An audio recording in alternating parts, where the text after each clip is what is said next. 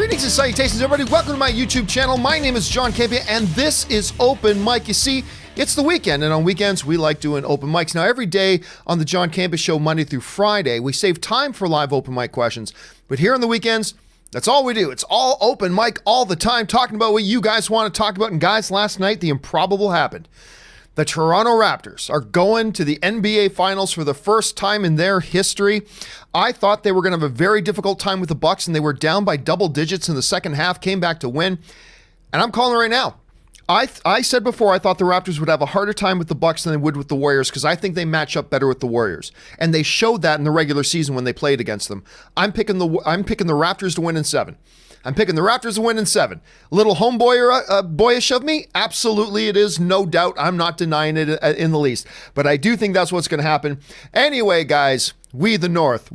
All right, let's not waste any more time. Let's go right to it and get started on the open questions today. We're going to start things off with ZOMG Ruler writes, saw the first John Wick, crazy good. How are you doing, John? Well, I'm doing great, thank you. I'm doing very, very well. And yeah, the first John Wick is just one of the most biggest surprise movies to me. I went into it not expecting much. Nobody was. And then it just kind of surprised us out of nowhere, shocked the world, and now we're on John Wick 3 and heading into John Wick 4. Okay, ZMG Ruler also writes, Endgame proved 3-hour films can do money. Would Batman versus Superman have? No, look, it's kind of like this. We get 40 comic book or video game movies in a row that lose money. One comes out that makes money, and everybody goes, see, it can make money. It's proof. Well, there are exceptions to the rule. But here's the thing. No one ever said 3-hour movies can't make money. No one ever said that. The only thing that people said is you're going to make a little bit less money than you potentially can because you have less screenings, less time for as many screenings in a day. Fewer people will want to go to a movie that's 3 hours long. The history of Hollywood has always shown 3-hour movies can make money. Absolutely. It's just been, you've got to understand, if you make the movie a certain length, you'll probably make a little bit less money than if you had made the movie a little bit shorter. It would have appealed to a few more people. You have a few extra screen times that you can play, just little things like that. But no one ever said 3-hour movies can't make money. The history of Hollywood shows that they can. All right, Matt, but no, Batman versus Superman wouldn't have made any difference. Would have made zero difference at all in the world. Matt Thornton writes, what do you say to someone who won't share their Legos? Lego, I've heard that before, Matt.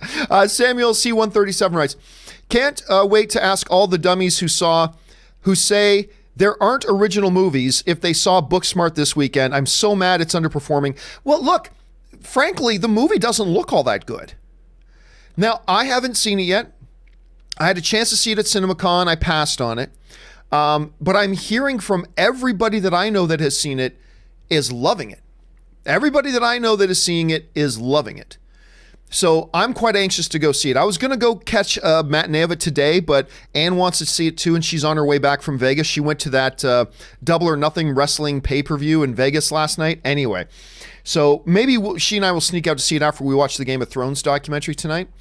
But we both want to see it. But look, I've been saying all the time, there's no original films in Hollywood. Somebody always says that to me. Then I say, let's open the release schedule, shall we? And like 80% of the films are original films. It's just that they're not the ones people talk about, and they don't go to support them, which is kind of crazy. But yes, it's yet another film that's going to be infuriating. We say, they don't make original films. Yes, they do. Take this one, hugely critically rated with Booksmart. Hugely critically rated, getting great reviews, and you didn't go to support it. It's just another brick in that whole thing, man. All right, Samuel C137 writes, legit one of the best comedies I've seen in years. Again, I'm hearing great things about it. And it's funny because I didn't think the trailers were all that good. I'll just be frank with you. I didn't think the trailers to Booksmart looked all that great. They were cute, but I didn't think they looked all that. They looked like a poor man's Superbad. That's what the trailers look like. But this is one of those situations where everybody's saying that the trailers did not do the movie justice. I'm going to go see it in the next 48 hours, maybe tonight if I'm lucky, and let's see if that holds true.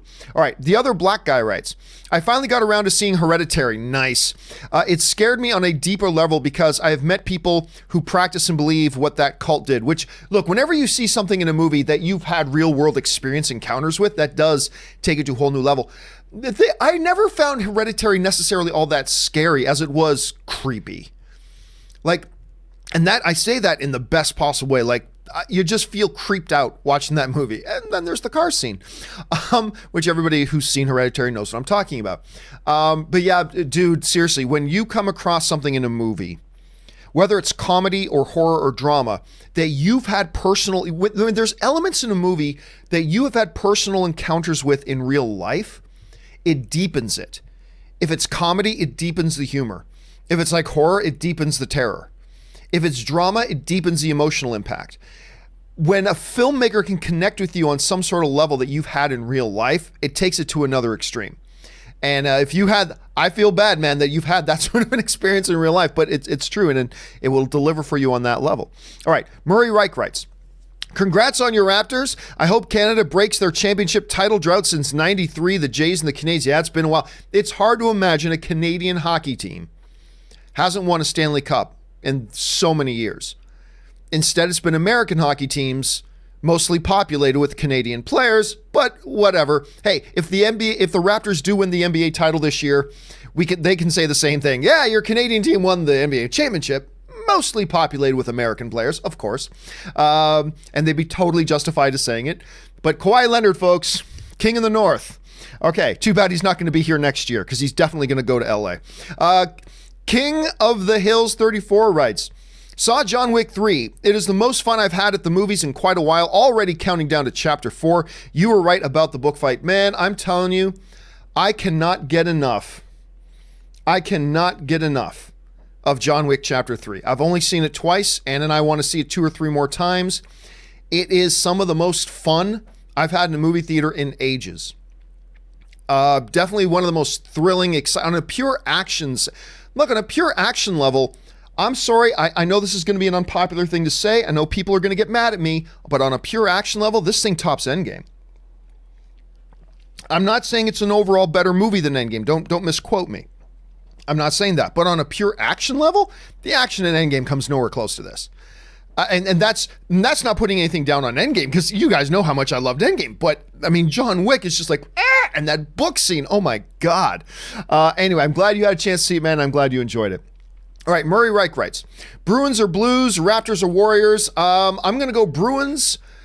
You know what? Here's a funny thing. The Bruins once again knocked out my Leafs. So I actually will feel a little bit better if that team goes on to win the Stanley Cup. I was talking to a friend of mine who's a Leafs fan. It's like, you should be cheering against the Bruins. I'm like, no. I feel better about the Leafs losing in 7 games to the Bruins if the Bruins eventually go on and win the Stanley Cup. It's like, okay, yeah, we got knocked out, but we got knocked out pushing the Stanley Cup champions to Game 7. Which makes me really feel if Toronto was able to win that Game 7, they'd probably be in the Stanley Cup right now, but whatever. So I'm going to take the Bruins, and I said it before. I said if the Raptors get by the Bucks, and I didn't think they would. Because I don't think they match up against the Bucks as well as they match up against the Golden State Warriors. I said if they get past the Bucks, I believe the Raptors will win the NBA title. Now, they're massive underdogs.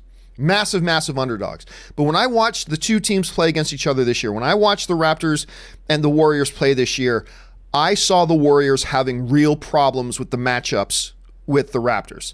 Now, they're a greatly coached team. Maybe they'll compensate for that, and maybe the Warriors sweep the Raptors. But I'm picking the Bruins, and I'm picking the Raptors. All right, Dave Atkins writes, never cared for Alice Eve much as an actress. Well, she never really had a lot to show us, you know what I mean? But she was amazing in Iron Fist Season 2. Yeah, she was probably the best thing in Iron Fist Season 2. Played dual personalities really well, great subtle performance. I don't know if I'd call her performance all that subtle.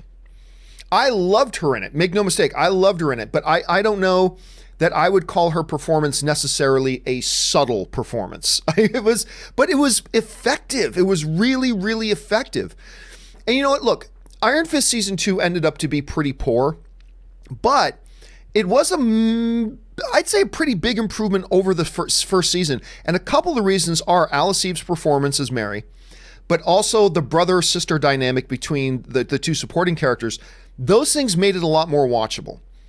And Iron Fist Season 2 actually started out pretty strong, ended kind of weak. It was still not very good, but at least it was a big improvement over Season 1. All right, Dave follows up and writes, Sisters, favorite Spielberg film is Munich. Munich is a very underrated Spielberg film. It's not one that gets talked about a lot. I don't either, but we should because it's fantastic. Is Munich fabulous cinematography? Really feels like you're in the 70s. Absolutely it does. And these movies based on true life events that have happened always have a special place in my heart. But again, the thing is, when you're Steven Spielberg and you're probably the greatest filmmaker the world has ever known, you're going to have these amazing top-level films that never get talked about because you have so many other amazing top-level films. But Munich, man, is definitely one to appreciate. Good on your sisters, man, because that's a great one. All right, Ben Rayner writes, Hawkeye's wife will always be to me that girl who broke up Corey-Anne Topanga in Boy Meets World. Okay, see, I've seen several people write, I'll always hate Hawkeye's wife because she's the girl who broke up Tori and Topanga, whatever. I've seen that written on social media before, but I had no idea it was from Boy Meets World. Now I know why I never knew. What the hell is a Corey and Topanga? I never watched Boy Meets World. I never saw it. So I've been seeing these people write this all over the place. Oh, she broke up Corey and Topanga. I'm like, what the hell is a Corey and Topanga? What the hell is that? It sounds like an island or something. You must sail past the Corey of Topanga and find the treasure. Like, that's what it sounds like to me. I have no idea what it was. That's why I have no idea what it was. Because I knew. Thank you for at least putting Boy Meets World in there, because now I know what it is I'm not talking about. All right. Vrinder Singh sends in a very generous super chat. Thank you, Vrinder, man. Thanks for supporting the channel on that level. Vrinder writes, Lego movie. You are the most talented, most interesting, and most extraordinary person in the universe. I wondered to myself, who would I say that to? And then realized it would be you, John, because you're the hero we just, thanks so much, man. That's completely untrue, but completely kind of you to say. Thank you so much. You know, it's always neat when people just want to send in and say nice things. You know, one of the things I accept, and I accepted this a long time ago, all the way back to the movie blog days, is that when you make a living out of expressing your opinion online for people to see and read, you are opening yourself up to a lot of jerks. Because jerks are going to want to attack you. And that happens, and I accept that. That's part of the business. Whenever I hire new people, whether it was at AMC or at the other place I worked, or even here when I hire people here, I always sit down with them at some point and like give them the spiel. Listen, you have to know that once you get on a show like this, be prepared to see some things in your social media that maybe you didn't before. Because there are going to be people who want to use you as target practice and whatever and all that kind of stuff. And it's part of it, but it's always, and I accept that and it doesn't bother me. But it's really neat though that there's the opposite side of that, and we get some people just saying nice things in the film fan community as well. So thank you for that, Friender. I really appreciate that. All right. Dave Atkins writes, gutted when Karen killed Wesley in Daredevil season 1. Me too, man. Absolutely. A henchman you love to hate, but charismatic and professional all at the same time. Dude, I was heartbroken. Straight up heartbroken when they killed off Wesley in season 1. I loved that character. And I could totally see him being in the entire franchise, right? But what do I always say? The story isn't there to serve the characters are there to serve the story, and they accomplished a lot with his death. I mean, it was probably the one before Vanessa was turned into a true love interest of Kingpin. There's nothing you could do to Kingpin that would hurt him to his core like killing Wesley. And they used it brilliantly and effectively, but I'm with you, man. I was devastated as a fan when they killed him off because I thought the character was just so damn good. Okay, we move on now. Vrinder Singh follows up with, when a producer/director gets assigned a budget for a film, do they always make sure that they spend every cent of that budget, or do they sometimes come way under? I'm sure there are occasions where you'll come under, but yeah, they'll look, there's always something to spend money on. When you're making a movie, there are always things to spend money on. And the moment you go, wait a minute, we got 10,000 extra bucks. You know, I really wanted to use those KO5 lights instead of the KO2s. And if we got that extra $10,000, let's bump it up and get the KO5s. You know what I'm saying? There's always something to spend the money on. So while I am sure there have been examples and times when films have come in maybe way under budget, it's rare. Because if the money's there to spend, there's always something you can spend the money on to, in the filmmaker's eyes, make it an even better film. So it happens, I'm sure, but it's probably very, very rare. Julius Goodwin writes, Just saw John Wick 3 yesterday. No spoilers, I promise, but all I can say is, wow. Again, it's just, I just can't believe how from the moment that movie starts, I'm on the edge of my seat right to the very end of my movie, right to the very end of the movie, right to the very last line of the movie. And I'm going to spoil the last word of the movie, okay? It's not going to give anything away the plot, but I'm going to spoil the last word of the movie. Yeah, that's the last word of the movie. And then all of us in the theater are going, yeah! Oh my God. I love this movie, man. It's not an Oscar contender by any stretch of the imagination, but for pure going to the theater fun, oh my God, if you haven't seen John Wick 3, go see John Wick 3. Take Julius's advice and go see John Wick 3. All right, Murray Reich writes, John, I think you should change your opening show music to the one from the Terminator trailer. It's so good. I'm going hunting. Oh my God. Can you know what? Maybe just for a lark, I might do that tomorrow. Pay attention. Maybe I'll do that on tomorrow's John Campea Show. You never know. All right. Julius Goodwin writes, wow, I meant stupid stuck button. Oh, don't worry about it. It's still spelt out. Wow. You were good, Julius. You were good. All right. Matt Thornton writes, with Dave Filoni directing the first episode of The Mandalorian, if it's well received, could this be his window to one day direct a Star Wars movie? Well, here's the thing, Matt.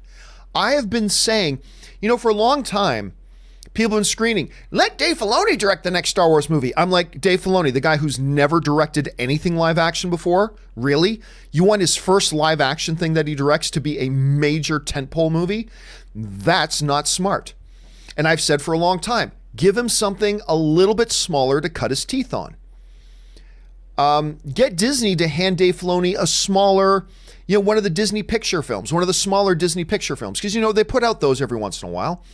So let him cut his teeth on one of that, or maybe something on Disney Plus. And lo and behold, what are they doing? They're giving him an episode or two of The Mandalorian. Under the watchful eye of Jon Favreau, who's the showrunner, under his watchful eye, an experienced, successful director. So you bring in Dave Filoni, let him direct some live action stuff with there. Perfect. Listen, it's not that could this open the door for it. I believe this is very purposefully being done to groom Dave Filoni to be able to step in and direct a live action Star Wars film at some point. I've been saying this is what they need to do with Filoni forever, and they're doing it. And it's a great idea. Let him cut his teeth on some live action. Let him cut his teeth on what it's like to actually work with a real set and real actors on there, because it's a totally different ballgame than doing animation. Now you're letting him do that under the tutelage of an established, successful creator and director in Jon Favreau. This is brilliant. And yes, I have no doubt that it's, as long as this goes well, I have no doubt that this will ultimately lead down a road to Dave Filoni directing a live action Star Wars movie. And this is always what I said the road should be, and I'm glad that they're doing it. Anyway, Ben Rayner writes, better song, Beauty and the Beast or Circle of Life? Circle of Life. I love the Beauty and the Beast song. Love it, love it, love it, love it. But Circle of Life is one of the all-time greats and just stirs me in my soul whenever I hear it. So I'm going to go Circle of Life on that. All right, Garrett Couch writes, not crying over Pattinson. I just prefer this isn't a mud hole, it's an operating table, Kirk. I don't know what that reference is, to be honest. And I'm the surgeon, Batman. Not the one with lack of experience. Oh, is that a line from The Dark Knight Returns? That might be a line from The Dark Knight Returns. Anyway, not one with lack of experience. Still, I trust leaves. Lack of experience? Who says we're getting a Batman with a lack of experience? You do know that Robert Pattinson isn't 21 years old, right? I believe, hold on a second. I believe he's like 32. Robert Pattinson is 33. He's 33 years old. It's not like he's some 19-year-old Batman. It's not like he's some 24-year-old fresh out of university Batman. He's 33. So I don't believe this will be an origin story. I believe this is going to be a Batman who's been on the job for a few years already. So I do. Now, granted, I'm kind of with you, Garrett, in the sense that I loved the idea of a Batman in his 40s, a more grizzled Batman, a war-weary Batman. Like, I love that idea, which is one of the reasons why I liked Ben Affleck's casting so much when they announced it. But that notwithstanding, they haven't gone completely the opposite direction and gone super young. They've gone with a guy who's approaching his mid-30s. So I think it's going to be a nice balance. And again, I'm like you. I trust Matt Reeves. I believe they know what they're doing with this. And let's give them the benefit of the doubt if they ever get around to actually making this damn thing. All right. Thanks a lot for that, Garrett. All right. The Big Thorbowski writes, don't see Toy Story 4 doing $1 billion. Excitement isn't there. I see it. Dude, I get hundreds of messages from film fans every day. There's excitement for Toy Story 4. Avengers Endgame level excitement? No. But there is definitely excitement there for Toy Story 4. And every time I've been in theater, I can't speak to your experience. All I can do is speak to mine. But every time I've been in the theater and a Toy Story 4 trailers come up, the audience goes nuts. Again, I don't think this is a $2 billion film. I don't think it's a $1.5 billion film.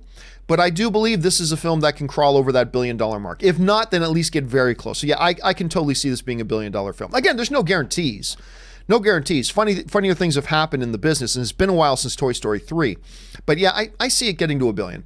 And if it does, not by much, it'll just crawl over it. And if it fails, it won't fail by much.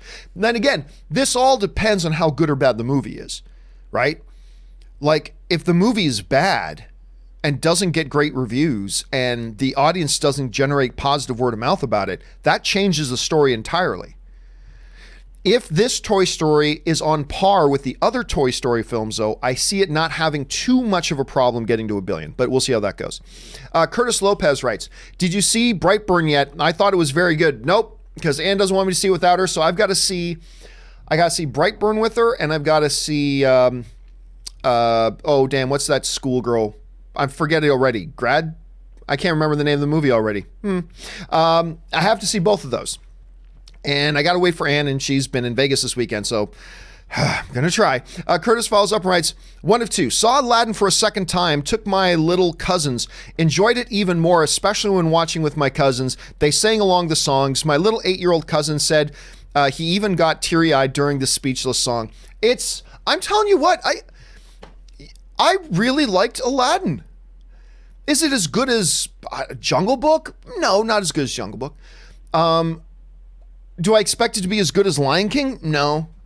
But considering my expectations were severely lowered, I went in and I had quite a good time. I thought it was a really worthy live action remake of the animated thing. Is it as good as the original animated? No. But Will Smith is fantastic in it. I love Naomi Scott in it. I think the kid Mina Massoud, who plays Aladdin, did a nice little job. Not the strongest singer in the world, but I think he did a nice job as Aladdin. I thought the effects were terrific. The big music and dance numbers were fantastic. It lacked a little bit in certain areas of the film. Absolutely it did. And it's not going to be a top 10 movie of the year or anything like that. But it was far more enjoyable than I thought it was going to be. And all I can say is Anne has been singing and dancing the numbers from Aladdin ever since we saw it. And we've gone to see it twice already. We're probably going to see it a few more times. But yeah, I was very pleasantly surprised by it, I got to admit. And you guys know I was kind of skeptical going into it. Ryan Lohner writes, Swamp Thing this week, very high hopes. Me too. You know, I watched Titans because a bunch of people said, John, check out Titans, it's so good. And I watched it and I thought it was all right. To be frank with you, I didn't think it was all that great. So I already had very little interest in watching Doom Patrol. But then again, tons of you guys started saying, watch Doom Patrol, watch Doom Patrol, watch Doom Patrol. And I'm like, I don't know, a lot of you guys said the same thing about Titans and I didn't love that. But enough of you guys said it, so I checked it out. Frickin' love Doom Patrol.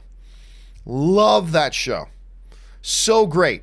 And it's because of that now that I've actually got some excitement to watch Swamp Thing. So let's hope it turns out more in the lines of a Doom Patrol than it does a Titans. We'll have to wait and see.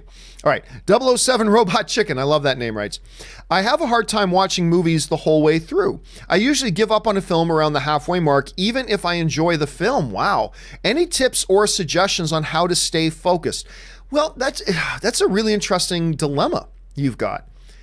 If it's even, it could be a couple of things. And I don't know you personally, so I'm just speculating here. Take no offense at anything I'm going to say, please.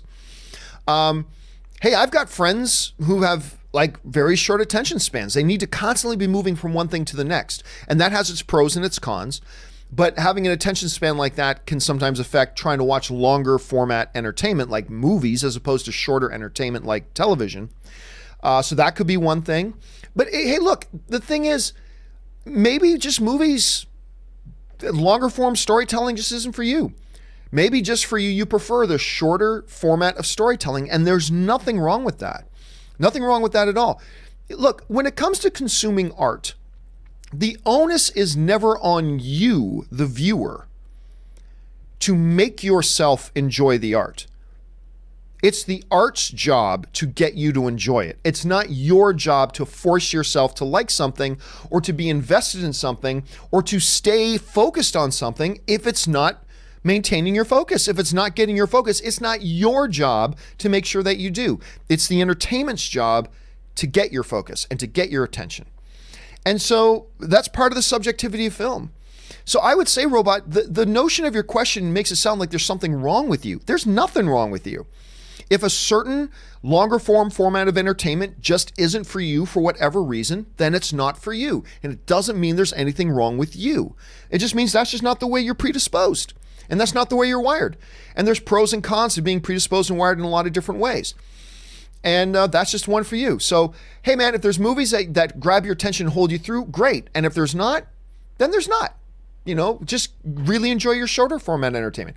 Again, I'm no psychologist, and I'm just speaking completely out of my ass here. But you asked for my opinion, I'm giving my opinion. I don't think there's anything wrong with you, and I don't think there's anything you need to do to force yourself to like something that maybe isn't naturally getting your attention. That's just my thought. Anyway, interesting topic, man. This is really interesting stuff you just brought up there. All right, Damian Davies writes, who wins the poker match one-on-one with you and actress poker player Jennifer Tilly? Oh, Tilly kicks my ass. She's really good. She's not just a celebrity poker player. She's a very good poker player. Like a very, very good poker player. Yeah, she would beat me. I mean, of course, I'm gonna get lucky. If we played 100 times, I'm sure I'd win 30 out of the 100 because I'll get lucky. I'll draw out on her. I'll hit my flops. I'll suck out now and again.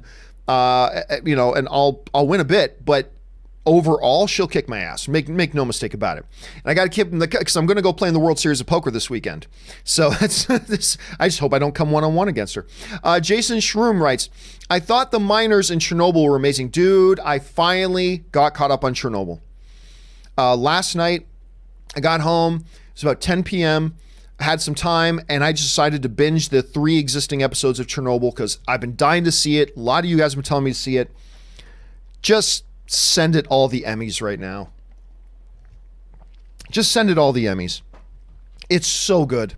If you guys haven't started watching Chernobyl yet, by all means, watch Chernobyl. It's so good. I can't believe, first of all, the miners are hilarious. Hilarious and tragic all at the same time. But it's amazing the way they found a balance in telling the story about how much corruption there was in the whole situation, but also how much bravery there was in that whole situation, how much humanity there was in that whole situation, how much suffering there was in that. I mean, it's unbelievable the way they've captured this and are telling this story. It's unbelievable. If you haven't had a chance yet, go watch Chernobyl. All right. Shinigami I writes, heard JC, that's me, interview. He says Dark Fate is R-rated. I'm assuming you mean James Cameron. Guys, please write out full names so there's no confusion. We'll see. I mean, that's not up to him. That's up to the MPAA. But I'd be down for an R-rated Terminator movie. Let's see how it turns out. I mean, we were kind of expecting one, so I hope it is. Christopher Mason writes, what do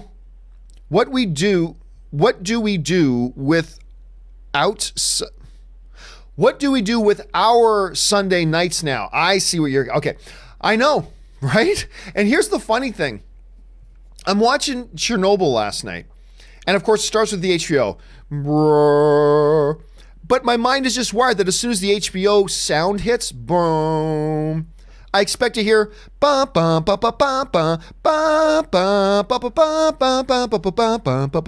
just expect to hear that, right? It's kind of like seeing the 20th Century Fox opening and then expecting to hear Star Wars play. I know. until football comes back, I'm not quite sure what I'm doing with my Sunday nights now. Well, no, I know what I'm doing. Now the Game of Thrones is over, our Dungeons and Dragons group is starting back up again. So now I know what I'm doing with my Sunday nights, but what do I watch Sundays now? We're going to have to wait till football comes back, I guess. Ryan Lohner writes, just watched Unforgiven, magnificent film. The entrance at the end is one of Eastwood's all-time great moments. Seriously, Unforgiven, I don't know why it's become a little bit of a forgotten film. With all the Oscars it won and all that kind of stuff, I think it is Clint Eastwood's crowning masterpiece. It is one of the, I would say, top 30, top 40 finest films ever made. All time. I'm not just talking about of the genre or of a year. I'm talking all time. It is becoming a forgotten film, and it should not be. Guys, if you have not watched Unforgiven, please follow Ryan's lead here. Check out Unforgiven and then thank Ryan later for it, because it's a magnificent movie. You just can't stop watching it. It's like, it is Clint Eastwood's crowning jewel, I believe, in his entire career. Damian Davies writes, what is the line producer's role on a movie? Well, I'm not going to go into it in depth here, but basically this line producer takes the script, figures out a shooting schedule and how much everything's going to cost, and sets out a budget for everything. So basically, a producer of a film will hire a line producer, hand them a script. A line producer will figure, okay, to shoot this, you would shoot it like this, set out a shooting schedule, and figure out how much it would all cost. Say, if you want to do this, this is what it would cost. Now, it goes into more than that. There's a lot of other little details as well, significant details as well, but basically, that's the basic gist of it. Ben Rayner writes, which Paul Rudd character do you like more, Brian Fantana or Dave from 40-Year-Old Virgin? In my opinion, I pick Dave. Dave from 40-Year-Old Virgin. Don't get me wrong. I love Brian Fantana from Anchorman. He's fantastic in that. But he's a little bit more of a real guy in 40-Year-Old Virgin. 40-Year-Old Virgin is my all-time favorite comedy. So there's a little bit of a bias there for that. But yeah, I mean, Paul Rudd's just great in everything. Let's just leave it at that. Blanket statement, Paul Rudd is great in everything. All right, Anthony R. writes, how come you can't get into Young Justice? Because it's not that good. It seems that overall DC animation doesn't appeal to you. Neither DC nor Marvel animation, to be honest with you. There's a few exceptions. I believe Marvel's Doctor Strange animated movie was actually pretty good.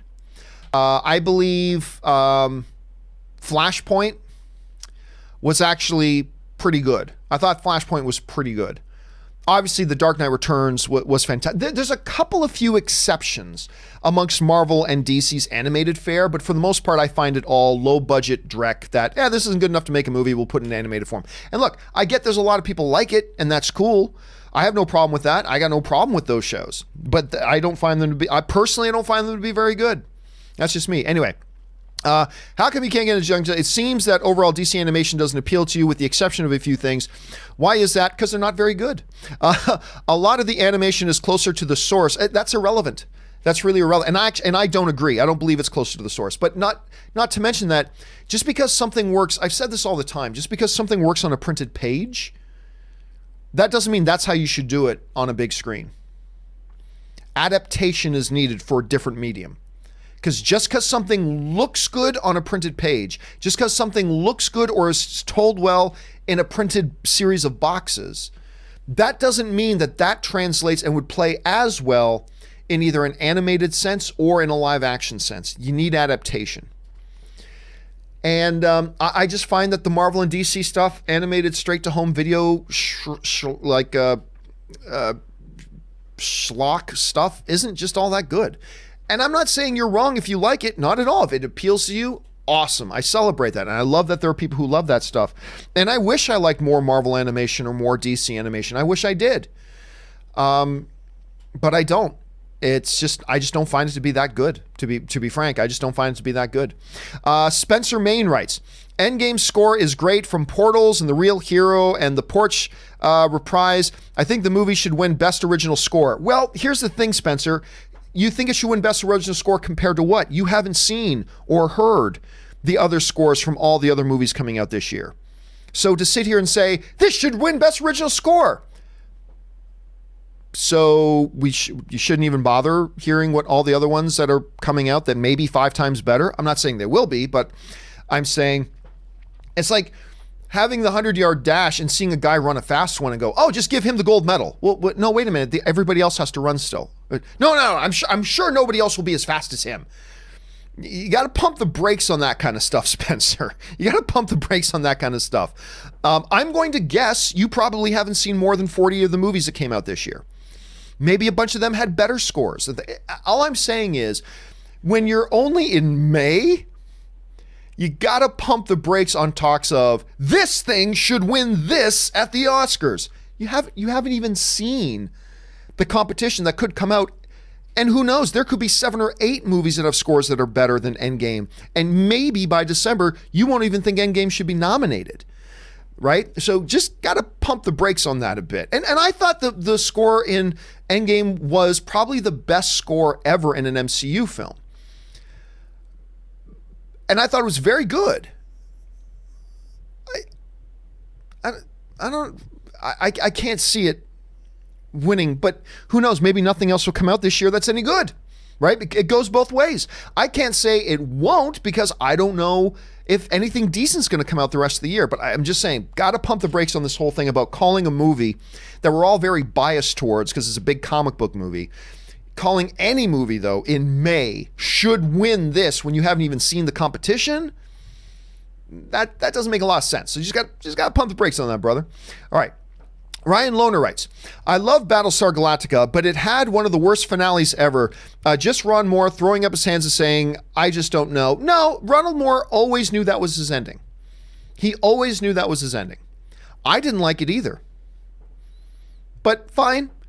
I mean, it's always tricky because we can watch a show and they can do different things every week, but we have it in our heads how we want it to end. And if it doesn't end that way, we're not happy. And I'll be honest with you, I look, Battlestar Galactica is my all-time favorite show. Number one, all-time, better than everything. And I didn't like the finale. It's funny because I was talking to Robert Meyer Burnett about it, and Robert isn't as big of a fan as Battlestar Galactica as I am, but he loved the finale. Rob actually loved the finale of it. He thought it made great he thought it was fantastic sci-fi the way that finale ended. Okay, that's great. But, it didn't work for me. But make no mistake, Ronald Moore, he had plotted out that ending for years. He knew that's exactly where he was going. And it's not a matter that he just threw up his hands and said, I don't know. Daryl Best Wadley writes, how did you publish your book and make cover art? I'm writing my own and I'm lost also with writing action. I wish there was a tutorial online. If you ever stuck with writing, just keep writing. That's my biggest advice to everybody. You cannot steer, this is an old adage, I know, but you cannot steer a parked car. Think about that. You can't steer a parked car.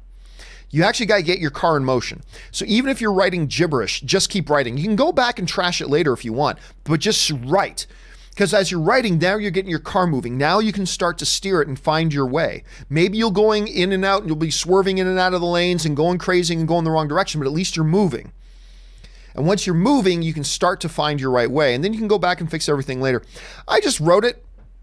I hired an artist, a very, very good artist that I knew, to do my cover for me. Then I hired an editor to go through. That's what one step that a lot of people skip, that a lot of people encourage me. Don't skip on hiring an editor. You need an editor. I hired an editor. That's how I did it. It just kept writing. Now, it took me like 4 or 5 years to get it done, because I was also doing that while working on other things. But yeah, just keep doing it, man. Just keep doing it. All right, Murray Reich writes, with all the drama of Sonic being delayed 4 months and the trailer being received negatively, I wonder if it will break even. They already spent on marketing. Yeah, but the marketing's not going to waste. I mean, the one nice thing is that they didn't bump it a year. And they didn't bump it 14 months. They bumped it 4 months. That's not that big of a deal. So that's all right. It's not good, but it's not all that bad. Look, I'll tell you right now, I never thought a Sonic the Hedgehog movie was going to be successful. I still don't. I never did.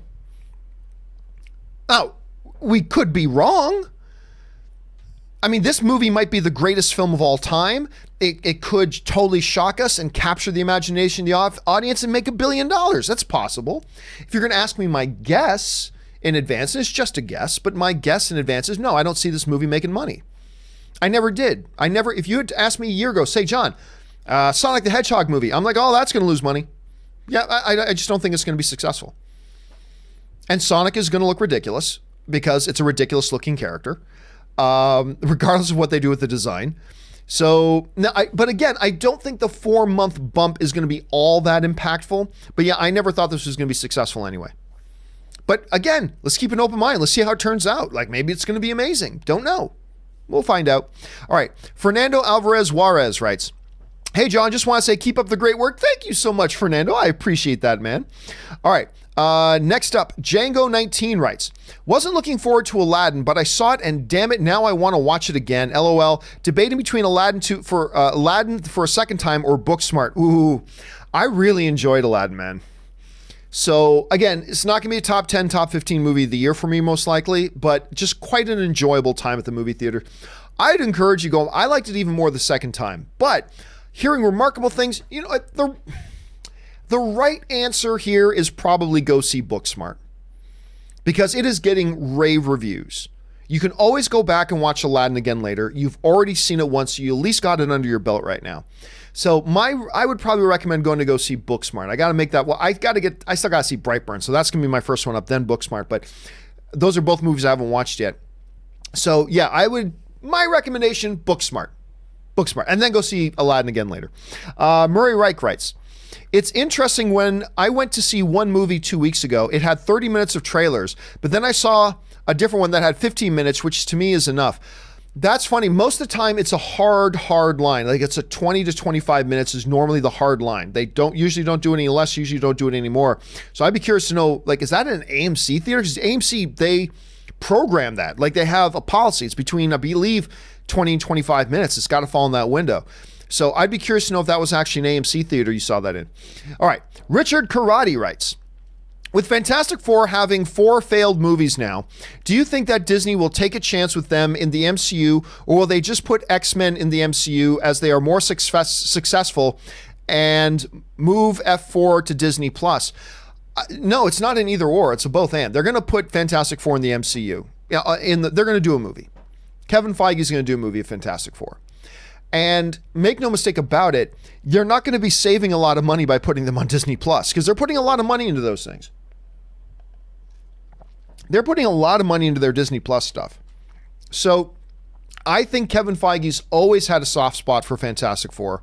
I think he's going to want to eventually bring them to the big screen. It's not an either or. They're going to bring both X-Men and Fantastic Four. That I feel pretty confident about.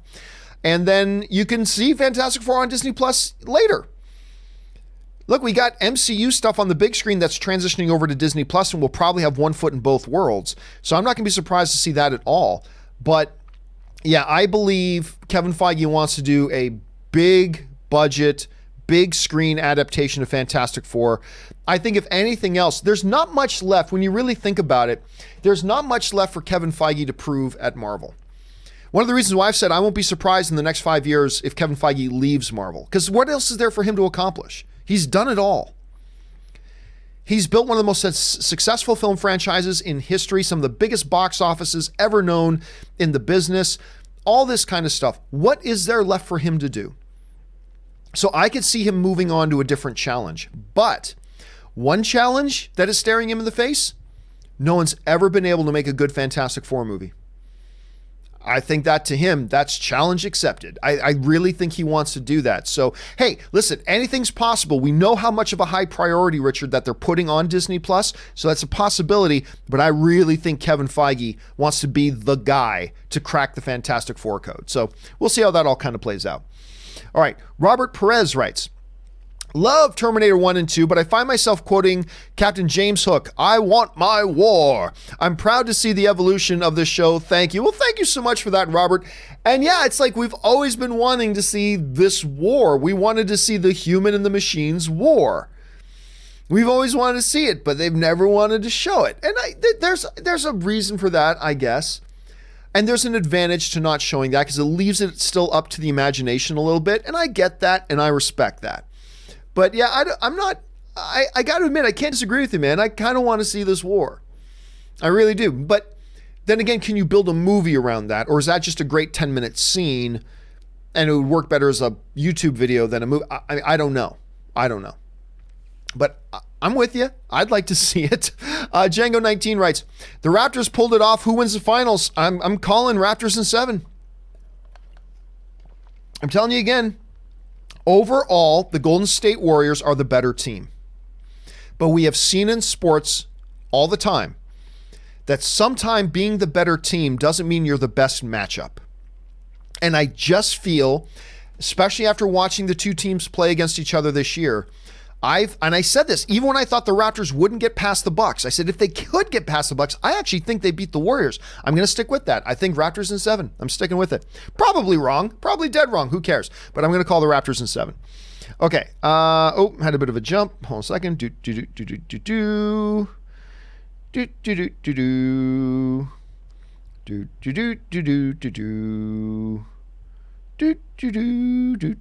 Here we go. Okay. That was Django. Now we get to Richard Karate, who writes, my pitch, would you greenlight this movie, which is a Predator and Rambo crossover, where a Predator lands and nobody can kill it, so the army hires John J. Rambo to hunt and kill it, make that movie someone? Well, here's the problem, though, Richard. You basically just described Predator 1. You just basically described the first Predator. Instead, though, the only difference is instead of Arnie, you've got Sly. Other than that, it's kind of, you got this creature in the jungle, nobody can kill it. They bring in the best in Arnie's character. What's his name? Dutch. They bring in Dutch to go into the. What you kind of just described is kind of the same thing. Now, would I have still bought into this 20 years ago? Yes. Would I buy into that the only guy that can go out there and kill a predator now is a 70? By the way, how old? Hey, Google, how old is Sylvester Stallone? I think he's 75. Sylvester Stallone is 72 years old. 72. So I don't know if you're sending in a 70, while that 72-year-old man can still kick your ass and my ass, I don't know if you're sending in a 72-year-old man to go take out the predator. That being said, I am excited about Rambo, what is it, 12, 13, 14, whichever Rambo they're making now. I am looking forward to this new Rambo movie that he's making right now. I am looking forward to it. And I will confess, if they announce tomorrow that they're doing a Rambo v. Predator movie, who am I kidding? I'm going to be there. Of course I'm going to be there. Would that movie really make money, though? I don't know that it would, to be honest with you. I think, Richard, you and I might be in some pretty lonely theaters, just you and me watching that movie, but I got to admit, I'd be there. All right. Let's see here. Stubble McShave writes, I want Tarantino's 10th movie to be about the Vega brothers. I doubt it. I don't think they're going to go back to that. So a lot of people want to see the Vega brothers stuff for a long time, but I think any possibility or window of that is probably closed a long time ago. Lucas Anderson just sends in a super chat. Thank you, Lucas. Ash Cartwright writes, one of two. I wanted to thank you for yesterday regarding the backlash against female empowerment scenes. I'm very passionate about equal representation. I think you were right in laying the blame on insecure masculinity. Being controversial in your line of work can be risky, so I wanted to support your courage to stand up for what's right. With these 2 super chats that I can't afford, you got good morals. Well, no, I wouldn't say. First of all, Ash, thank you so much. I appreciate that. I wouldn't say I've got good morals. I mean, hopefully I don't have bad ones, but I'm just saying what I think. And now, for those of you who know what Ash is talking about, yesterday, again, the thing came up about, shows forcing women's rights on us and blah, blah, and whatever. And my response, I'm not going to go into the whole thing again. You can go back and watch yesterday's show if you want.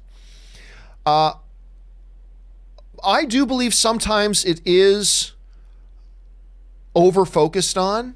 I do. Like, sometimes it's just like, I'm a woman and that's great because being a woman is great. And it's like, wait a minute, we're just the scene is about a guy and a girl going to get some ice cream at the amusement park. Why is she going into a big speech about female empowerment?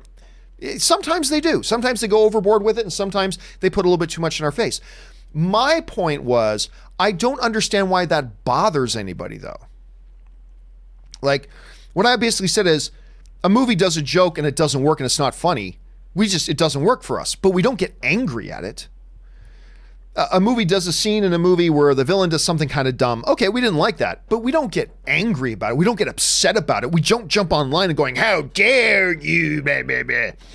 But like, oh my God, a woman makes a speech about female empowerment, and all I can say is men who are pretty insecure about their own masculinity get angry about it. They get upset about it. And that's what I get not liking the scene. I get that. I get thinking that didn't work and that doesn't fit in there. I get that. But why are you so vitriolly angry about it?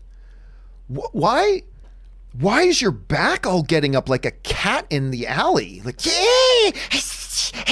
Like, why are you getting that reaction? Why are you so viscerally like, if you're secure in your masculinity, you can look at that and think that was an out of place line, didn't work. That's fine. But you don't get threatened by it. You don't get, ooh, you don't get like Count Dracula when somebody, or was that Chocula? No, Dracula. You don't get like Count Chocula. You don't get like Count Dracula with somebody holding up a crucifix with garlic on it. And I just don't understand this reaction that certain men have. And again, I've watched a lot of this, and some of it is just not good filmmaking. Some of it's just not good television. Some of it is very good and fits. Some of it is out of place and forced. Okay, that's just like any other element, though. We don't get our backs up and stomp our feet. They should make me a sandwich. I just don't get it. And I just challenge people that if you find yourself getting angry at something like that, I would just challenge any friend of mine to just look in the mirror and say, why am I getting angry at that? Is the issue me? I don't know. It's just my way of looking at it. Again, and that's not to say anybody who doesn't think that's good in movies or works, it's just because they don't think it's good, and that's fine. Again, I only question it when you see this vitriol and this anger and that's when I go, okay, dude, time out here. Maybe the issue here is you. Like, yeah, like for instance, the Batwoman trailer, right? I don't think that's a good trailer. I think it's a poor trailer. But I just see some people getting angry. They're not doing anything to anybody's characters. They didn't job Batman in it. Batman's not even in there. They're not doing anything to any of the characters you love. It's just like you got a female character who's saying things about female empowerment. Okay, I didn't think it worked, and I don't think it's good. So that's fine. I don't think it's good. But I just don't understand the getting angry at it thing. That's the thing that bothers me. Anyway, BMC writes, big fan of the show, sir. Thank you so much, BMC.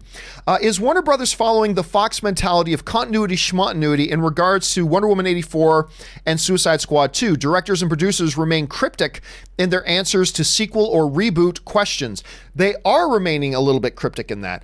I don't know. All I know is this.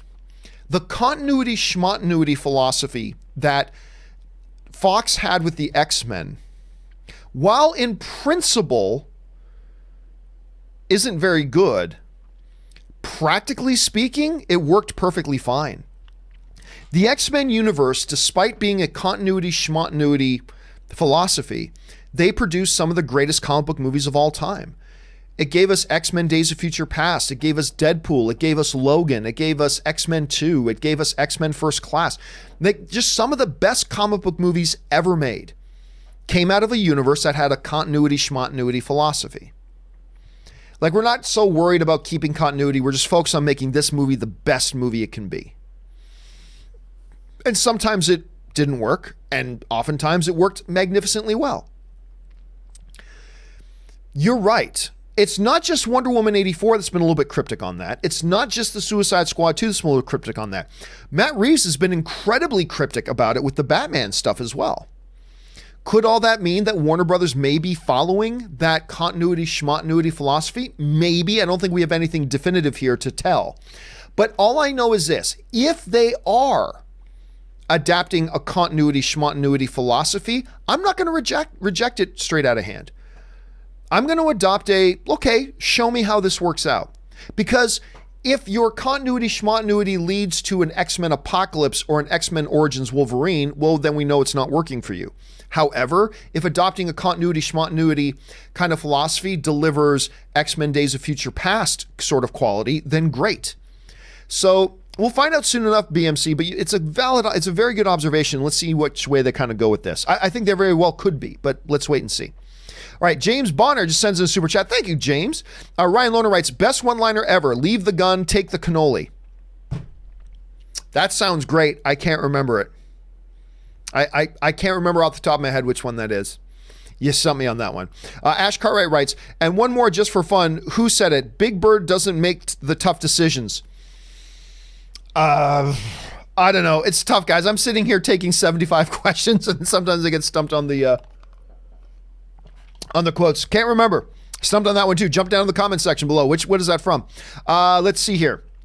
Abel Contreras writes, Spurs fan here, and I'm happy for Kawhi. Raptors in 4. Raptors in 4? Oh, Abel, I love your enthusiasm. But these are the Golden State Warriors. This might be the best NBA team ever assembled. So I don't know about that. I mean, I am picking Raptors, but Raptors in 4, that's bold, man. And yeah, I'm happy for Kawhi too. I'm trying not to think about the fact that he's going to leave Toronto. Like, no, I have zero doubt he's going to leave Toronto next. He wants to come back home to LA. This is home for him. This is where he grew up. This is where he wants to be. And I don't begrudge him that. But I'm trying not to think about that right now because I'd love to see him stay a Raptor.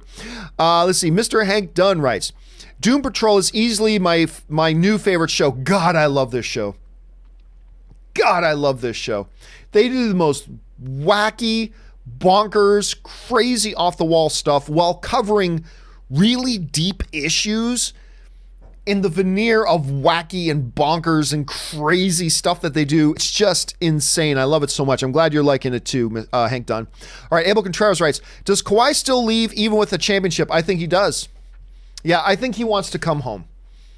And even if he leaves Toronto, even if Toronto only got him for 1 year, you do not regret that trade. Because even if they lose, you don't regret that trade. Because for the first time in team history, the Toronto Raptors went to the NBA Finals. Thank you, LeBron, for leaving the East. Thank you, LeBron, for leaving the East. Now, the world is possible. And for the first time ever, Toronto's going to the NBA championships. And I think you consider that a win. But yep, I think even with a title, I think Kawhi goes.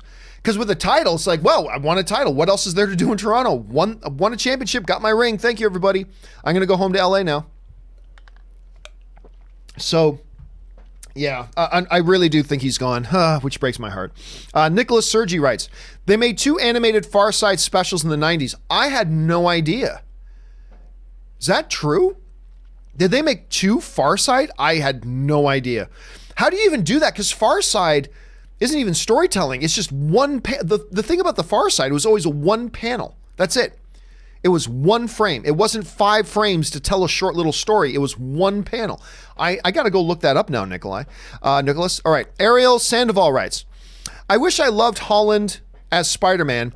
I just find his character written too silly / clueless and cringe dialogue and humor. I get I'm in the minority opinion. That's Spider-Man. He's an awkward, smart teenage kid in high school dealing with a lot of things, and all of a sudden he's got the powers of the gods. I don't know, man. I think Holland's Spider-Man. Now this is just me, Ariel. I think Holland's Spider-Man is as true to the comic book Spider-Man as we've ever had. Now, I think they've all been very good. I liked Maguire's Spider-Man. I liked Andrew Garfield's Spider-Man very much. I love Tom Holland's Spider-Man. I think it's very true to the character. So, yeah. But hey, man, that's the beauty of the subjectivity of film, man. Just because I liked it doesn't mean you're going to like it. And it doesn't mean your opinion isn't every bit as valid as mine. It doesn't work for you, it doesn't work for you. But I do got to tell you, since you're asking me, I think he's a pretty spectacular no pun intended. I think he's a pretty spectacular Spider-Man, and I find it to be very true to the comic source. But anyway, that's just me. I'm sure there are other people who feel like you do, Ariel. So it's good on you for mentioning that. All right. Geo writes, do you think it's morally wrong to watch a movie high? No. Unless that's a reference to something I'm missing, but no, I do not believe it is morally wrong to watch a movie high. Amit Suresh writes, have you seen White Collar, one of my all-time favorite shows? No, but my wife was starting to get into it.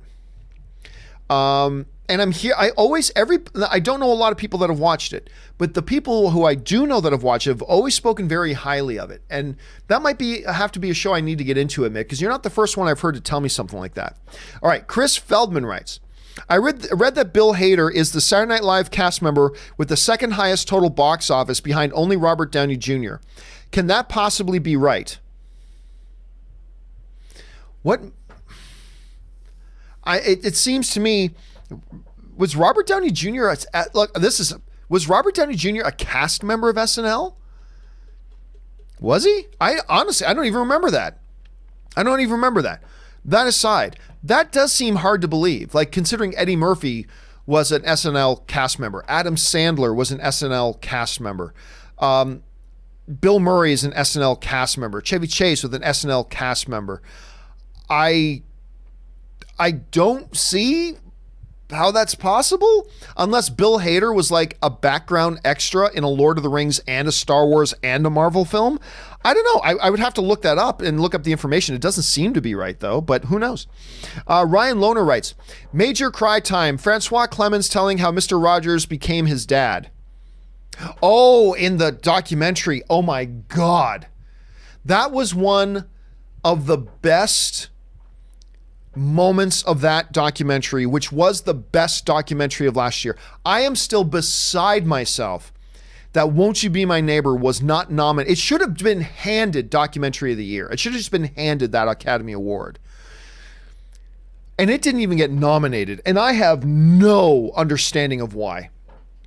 I have no conceivable understanding of how or why Won't You Be My Neighbor did not get nominated. But you're right, man. That moment will break you in a joyous kind of way. That scene will break you. Oh my God, guys, if you haven't seen Won't You Be My Neighbor, check it out. It will change you. It will change you. Great movies make you change the way you see the world. Elite movies will change you. I believe this is the type of movie that changes you. Anyway, I could go on about that all day, but you're right, man. That scene was incredible. Stubble McShave writes, did the restrictions of Marvel not having heavy hitters such as Spider-Man and X-Men lead to better and more creative writing in the early MCU films? No. Just as like not having, they had... you have storytellers who tell stories. Regardless of who your character is in there, it doesn't make your writing better. It doesn't make it any worse. The characters you have are just a couple more tools in the filmmaker's tool belt. Some have more potential than others, but it all comes down to execution. I don't think, because let's face it, they had Captain America and Hulk and Iron Man and Thor.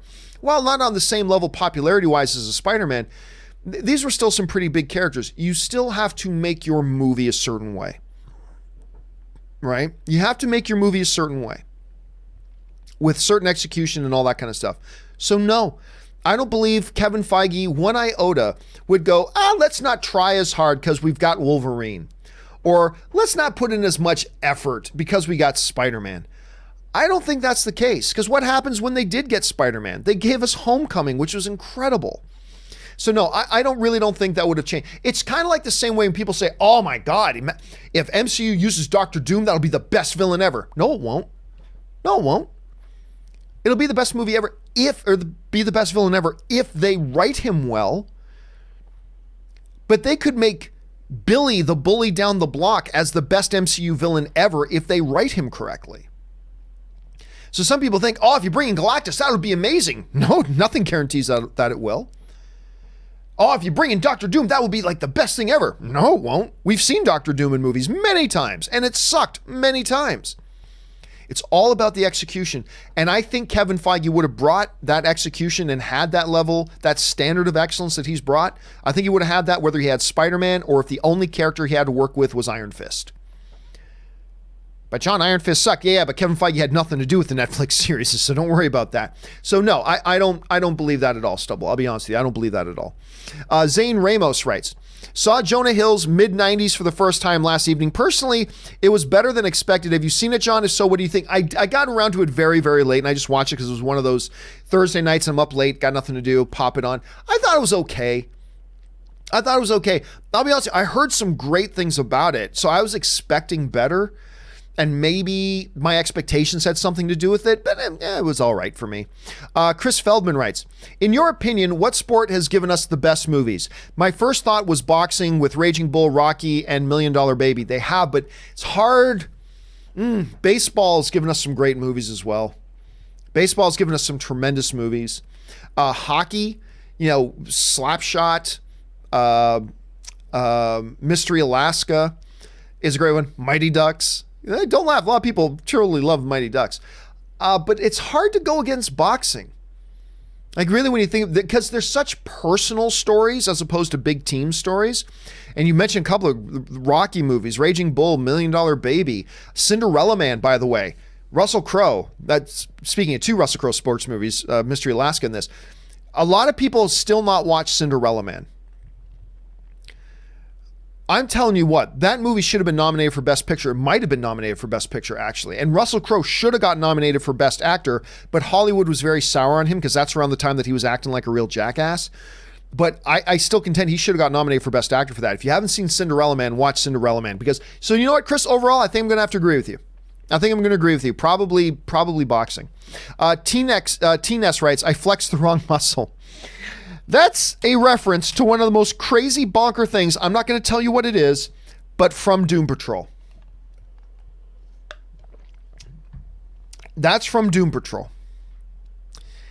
And I don't even want to begin to start telling you what it's about, because you just frankly wouldn't believe me if I told you.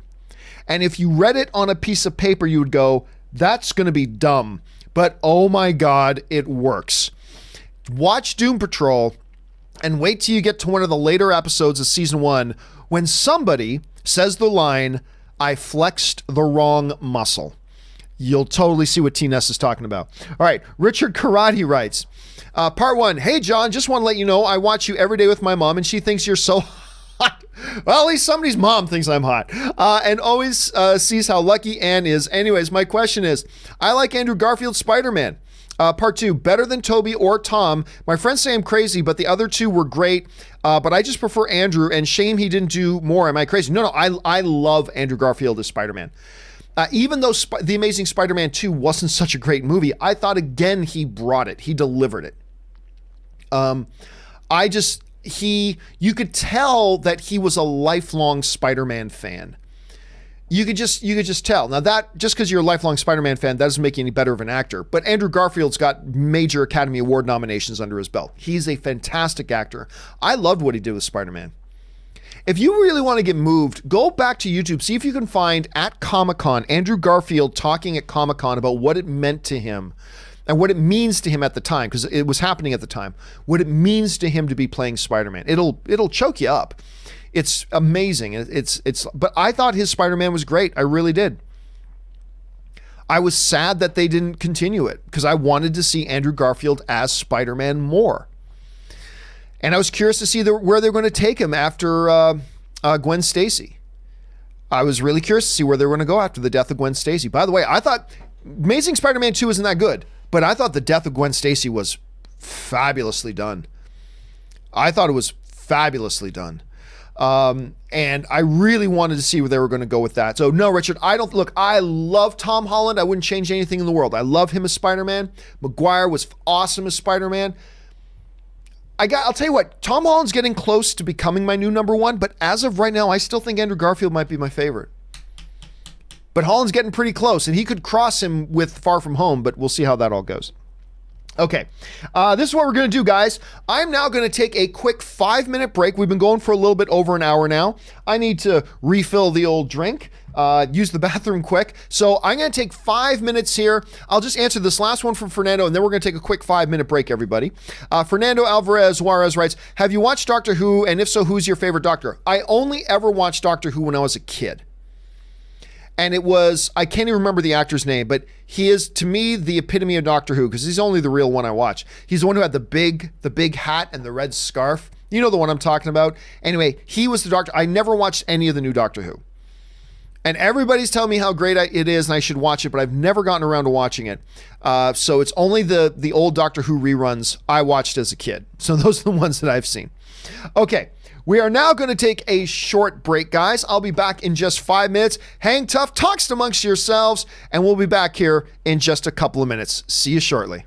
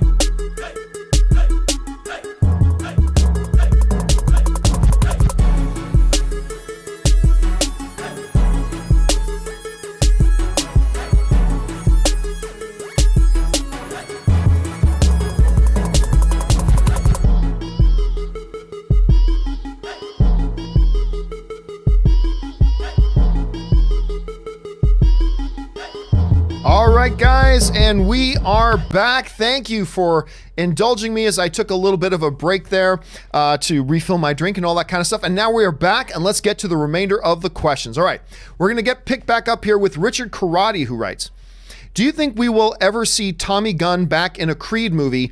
He was the first Rocky trained, so will he come back to try to beat Rocky's current fighter, Adonis, to prove he was better and get revenge on Rocky? Thoughts? Well, here's the thing, Richard. There's a couple of reasons why that doesn't work. Number one, Rocky V came out in 1990. That was 29 years ago. Oh my God, it's weird to think of it like that. It was 29 years ago. So he would be long retired. Tommy Gunn would have been long retired. Not to mention the guy who played Tommy Gunn, I think his name is Morrison. He passed away in the early 90s. He passed away, I believe, a few years. Sorry, not in the early 90s. He passed away earlier this decade. I believe like 2010, 2011, something like that. The guy who played him passed away. So the guy himself, the fighter, would have been like 50 years old. Right? He would have been like 50, trying to come back to fight Adonis. Not to mention the actor who played him, unfortunately, had passed away. You know, Rocky V was a bad movie that had some really good ideas. The concepts in Rocky V were actually pretty good, but they executed very poorly. It's pretty much widely accepted as being the worst of the Rocky movies. And I agree with that. But they still had some cool ideas. But unfortunately, no, for several reasons, the idea of Tommy Gunn coming back, probably not all that feasible. All right. Super writes, how great would it be if HBO decided to remake season 8 of Game of Thrones, but purposely make it awful to stop future petitions from popping up? I'll tell you what. Look, in society, petitions for things that matter can be quite effective, powerful, and good things to have. Unfortunately, like in movies, they're a fool's errand. And signing a petition when it comes to movies is just idiotic. It's just stupid. Nobody cares who you want to star in that movie. Nobody cares. The filmmakers are going to make their movie, and then people are going to love it or people aren't going to like it, whatever, but they don't care who you want to be in the role. And they shouldn't. The artist should do what comes out of the artist. You know, there's so much hypocrisy in film fandom. I'm including myself in this, by the way, and I'm including all of us. We're all part of this. This is all part of all of us. I'm not throwing anybody on the bus. This is all of us. There is a lot of hypocrisy in film fandom, including you and me, where it's like, oh, no, filmmakers, the studio should give the filmmakers freedom. The filmmakers should do their art and not be interfered with by the studios. Wait a minute, they're putting who in that movie? Let me sign a petition. Filmmaker, do what I want you to do. Do you see the hypocrisy there? Do you see the hypocrisy? Let filmmakers make their film, don't interfere. But I want to interfere. You know what I mean? Anyway. And so we see, and what I don't get is any idiot, including me, including you, any idiot can get on one of these petition websites and start a petition. And there's a petition for everything. There's a petition for don't let Robert Pattinson be Batman. There's a petition for make sure Robert Pattinson's Batman. There's a petition for remake Game of Thrones Season 8. There's a petition for don't let Benioff and Weiss do Star Wars. There's a petition for remake the prequels. There's a petition for don't remake the prequels. It's idiotic to sign these things. What is really especially stupid is despite the fact that anybody can go and start one of these things, there are movie news sites, and I'm not going to throw anybody on the bus here, but there are movie news sites, some of which I really love and respect, will continue to run these stories. There's a petition to have this. Well, of course there is. Like, anybody can go and start a petition. Then that's a news story? Anyway. And listen, I'm not saying I disagree with the spirit of what some of these petitions are about, but what do you think you're going to accomplish by doing a petition? We're going to make the filmmakers do what we want them to make because we're so smart. We know what filmmaking is better than they do. No, you don't. No, I don't. No, you don't. No, any of us don't. No, we don't. It's just idiotic. I don't know why sites cover it. I really don't. It's stupid. It's dumb. But hey, It is. We all got to find our avenues to bitch and complain. We all bitch and moan and complain. I do it. You do it. We all do it. And I guess some people just want to find new avenues to express their bitching and whining and moaning and complaining. And we all do it. You do it. I do it. We'll find some way to do it. But yeah, I really think these movie petition things are kind of the height. They are really the representation of just how entitled current fandom is. There's such a sense of entitlement with today's fandom. And nothing kind of shows that more than these idiotic petitions. And again, I might even agree in spirit with what the petition's about, but having a petition is an idiotic thing to do when it comes to movies. But hey, we're an entitled bunch of bitching, moaning, whining, complaining babies. Let's admit it. Sometimes that's what we as film fans are. Let's acknowledge it. Because until we acknowledge it, we won't recognize it and start to improve it. Because again, I do it, you do it, and apparently a lot of people do it as well. Anyway, Amir B writes, love Chernobyl. It's Munich meets Schindler's List. Dude, it's so much. Like everybody's been writing me, telling me how great Chernobyl is, how great Chernobyl is. It's like, I'm okay. I want to watch it. The marketing looked great, so I want to see it. Finally having watched it, I'm like, oh my God, just give this thing all the awards right now. It's so good. If you guys haven't started watching, it'll shake you.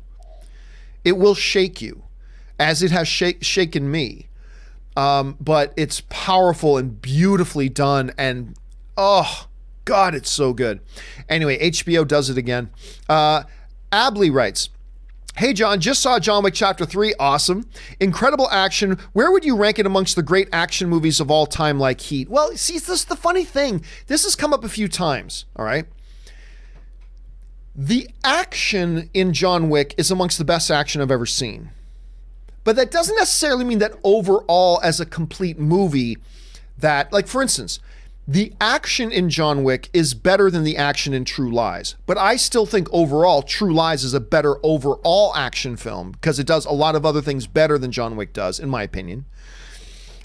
So a lot of people, when they ask what's the best action film, what they're really asking is what movie has the best action? Because just because you have the best action doesn't mean you're the best action film, right?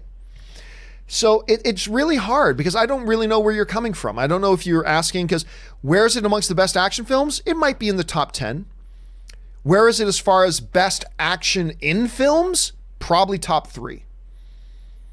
I mean, I just watch the choreography in these things, but in particularly John Wick 3. And my mouth is just constantly, like, I just can't believe what I'm seeing. It's unbelievable the stuff that they're pulling off in this thing. And by the way, I don't consider Heat an action film. There's action in Heat, but I think its driving DNA isn't that of an action film. I think the driving DNA of Heat is a drama. But I mean, so it gets into that discussion too, right? It gets into that whole discussion as well. And definitely Heat is a better overall movie than John Wick, in my opinion. That one's quite easy. I think Heat's a better movie, but I don't even consider Heat an action film. So there's so much interpretation to be done there, man. There's so much interpretation.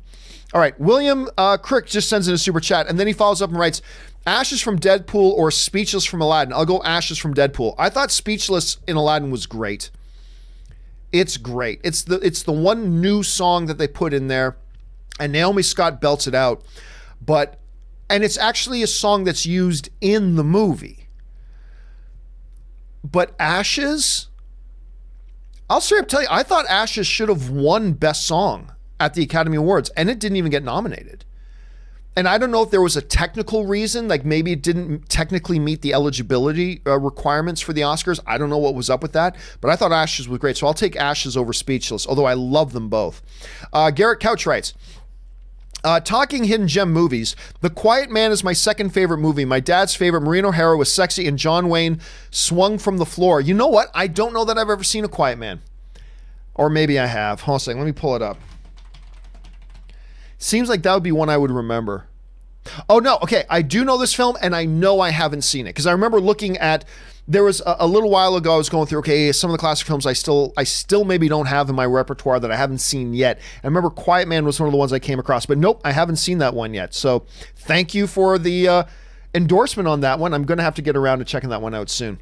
All right. DMV fan 123 writes, started Black Lightning season 1 on Netflix. Cool so far. I'll tell you what, it is one of those shows that I thought, well, this looks dumb. And my God, how terrible is that costume? It's awful. That Black Lightning costume looks utterly ridiculous. Completely ridiculous. All the costumes in that show look ridiculous. Nonetheless, I'm really impressed with it. I like it a lot. I am count me down as a fan of Black Lightning. I like this show quite a bit, and I'm really excited to see it next season as well. Okay. Stephen Rowley writes, have you gotten around to seeing Brightburn? Nope, still haven't. Anne's been away this weekend. She doesn't want me to see it without her, so I'm just waiting on her. Maybe tonight. We're either going to go see Booksmart or Brightburn after we watch the Game of Thrones documentary tonight. So we're going to get to see one of them. Probably going to be Brightburn, though, so I'll probably see that tonight. William Cook writes, favorite Tom Cruise movie? Mine is A Few Good Men. It's hard not to go with A Few Good Men. That movie is great. Let me bring up a list here. Okay, so A Few Good Men has to rank right up there. Top Gun is an all-time classic. By the way, American Made, I'm not going to say that's his best one, but it's the one he did in 2017. Not enough people saw that movie. That one was really good. American Made was really good. And I don't know, for whatever reason, a lot of people didn't want to go see it. Risky Business is great. A lot of the Mission Impossibles are great. Edge of Tomorrow is great. Last Samurai is great. Jerry Maguire is great. I really like Cocktail. Vanilla Sky is solid. Not enough people give credit to Night and Day. I thought Night and Day was quite nice too. Rain Man is fantastic. You got Legend. You got The Firm. I love the one he did with Bryan Singer called Valkyrie. That's an underappreciated movie. Not enough people have seen that. Interview with a Vampire. Days of Thunder. Tom Cruise is pretty much freaking the man. I mean, when you go through, but I'm going to go with you on that. I'm going to go A Few Good Men. I'm going to go with A Few Good Men. All right. David J. Lloyd writes, what are some of your favorite guilty pleasure movies? Mine are Fantastic Four 2005 and Transformers 2. Oh God, I hate both those movies. Anyway, thanks for the hard work and dedication. But that's what guilty pleasure movies are supposed to be, right? Movies that a lot of other people think are garbage, but you like them. So I think those movies are garbage, but that's what makes them guilty pleasure movies. One of them is honestly Armageddon. I know that one takes a lot of crap, and I totally understand why, but I really like Armageddon. I get a big kick out of that. Leaving on a jet plane. I get moved when Ben Affleck starts singing that. Anyway, that to me is one of my big guilty pleasure movies. That, and of course, the greatest bad movie ever made. It's not The Room. The greatest bad movie ever made to me is Vanilla Ice's Cool as Ice. Those are my two biggest guilty pleasure movies ever. And if you have not watched Cool as Ice yet, do yourself a favor. Get a group of about 5 to 10 friends, have a couple of drinks, sit down and watch Vanilla Ice's Cool as Ice together. You're going to have a magnificent time. I guarantee you will have a magnificent time. All right. Suthius. Took a little bit of a jump here. Okay, here we go. Suthius writes, hey, Mr. C, my own motto for the longest time has been different iterations for different generations. Oh, I like that very much. When we start to compare between, that's when we become upset and rage about. No bueno. No, I completely agree. I love different iterations of things. Like, it comes back to my whole argument, Suthius, about remakes. I'm totally fine with remakes. Remake everything. I don't care. You wouldn't say that if it was Star Wars, John. Yes, I would. Watch me. You want to remake Star Wars? Go ahead. I'm totally cool with it. Different iteration for different generation. I like that saying because look, ultimately my philosophy is this. If you remake Star Wars, a couple of things will happen and something will not happen. Here's a couple of things that will possibly happen. Either number one, it's going to be really good and we're going to have another good movie to enjoy. Yay. Or number two, it'll be bad, but we'll still have the original. Yay! What will not happen if you do a remake is that the originals suddenly disappear. It's like Thanos snaps them out of existence and they don't appear anymore. Oh no, my Blu-ray copy of, I don't know, what were we just talking about? A Few Good Men. If they remake A Few Good Men, my Blu-ray copy on my shelf will disappear into dust and disappear, and I'll never be able to watch it again. Yes, you will. The originals will still be there. If the remake is good, yay, we have another good movie to enjoy. And you're right, different iterations for different generations. I like that saying. So yeah, I'm totally down with remaking anything. There's literally no downside to it. And studies have shown, by the way, studies have proved, like if you go, oh, but if you remake it, that'll dilute and devalue the original. Nope. Studies have proved that when a remake comes out, viewership, home streaming and home viewing and rentals and stuff like that of the original film go up. When you do a remake, actually more people become exposed to the originals. It's true. It's been proven. So you remake Star Wars, what that means is more people will check out the original Star Wars than ever before. So what's the problem? There is literally no downside to doing a remake. If it sucks, it sucks. No harm, no foul. Studio loses money, we don't. Perfectly good, we're good. If it's a good movie, then we've got another good movie to celebrate. So I like that saying, different iterations for different generations. I'm down. All right. Master Zhang writes, hope they bring Carrie-Anne Moss to John Wick 4. Ooh, that would be neat. That would be neat. Somebody pointed out to me the other day on the show that I totally didn't realize that the doctor in John Wick Chapter 3, and apparently he might have been in John Wick Chapter 1 as well, I can't remember, but the doctor was the Keymaster from Matrix 2. It's like, I totally didn't even realize that, which just got me all excited, right? It would be great to bring back Carrie-Anne Moss. I mean, is that a little shticky? Yes. It's a little bit of a shtick, yes. But there's a lot about John Wick that does kind of a lot of shtick, right? But it works in a movie like John Wick. Like maybe that wouldn't work in some others that take itself a little bit more seriously. But a movie like this that's always done with a wink and a nod, why not? I've loved her in the Netflix universe, the Netflix Marvel universe. I thought Carrie-Anne Moss was always very strong in that. I'm down.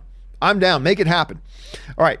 Suthius writes, let's start a petition to get them to do it. Anyway, but I'm down. I'm totally down for that. Suthius writes, I'm in the minority, but I quite enjoyed Terminator Genesis. You know me, I love my time travel. I know it's not a good movie. Here's to Dark Fate. And you know what? Hey, man, look, I didn't think, okay, I'll be honest.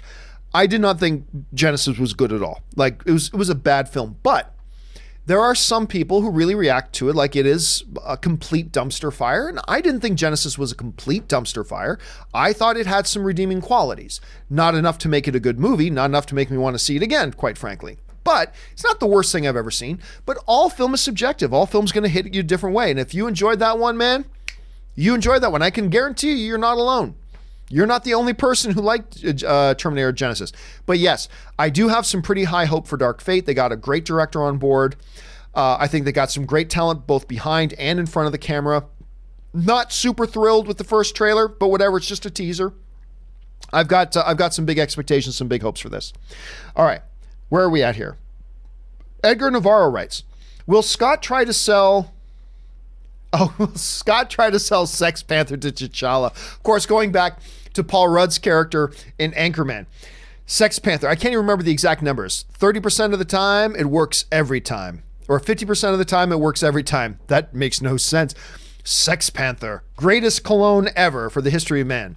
That would be, I would give anything to hear him do a Sex Panther reference. All right, NPE writes, how does Warner Brothers fix Fantastic Beasts?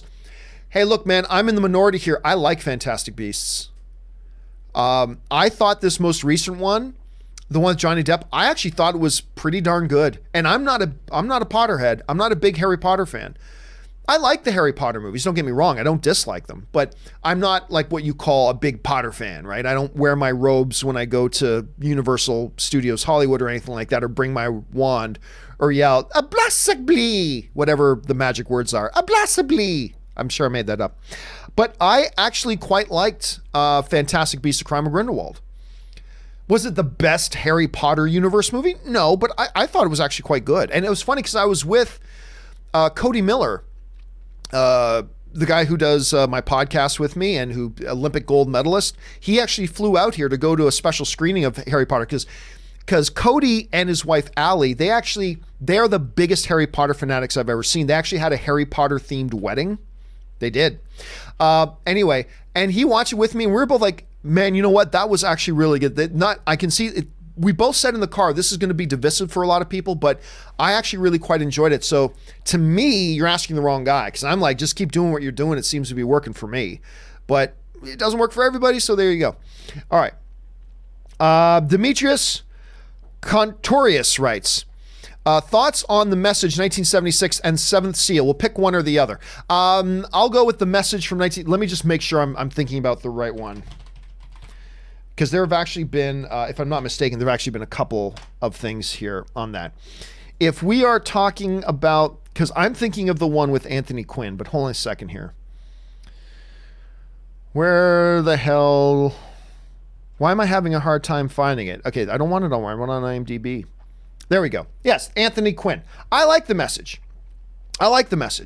Now, granted, I probably saw that movie in the late 80s on a VHS copy, and so it's probably been about 25 or 30 years since I've seen The Message, but I remember liking it quite a bit, to be honest with you.